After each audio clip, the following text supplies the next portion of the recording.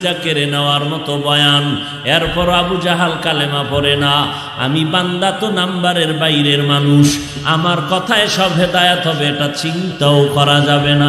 12টা মাস দিন নাই রাত নাই মানুষের পায়ে ধরে ধরে ধরে ধরে বয়ান করি, দৌড়াই না, খানা না, ঘুম, কত কষ্ট আর কষ্ট। 12 মাস বয়ান করি, আর পর মানুষের আমলের খাতা শূন্য।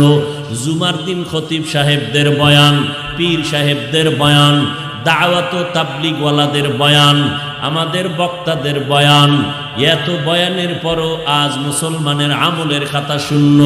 ফজরের নামাজ নাই, আজান শুনে সজাগ হয় ঠিকই, কিন্তু মসজিদে যায় না, ওযু করে নামাজটা পড়ে না। ও সারা রাত মোবাইলটা চালায়, বাধা দিলেও থামে না।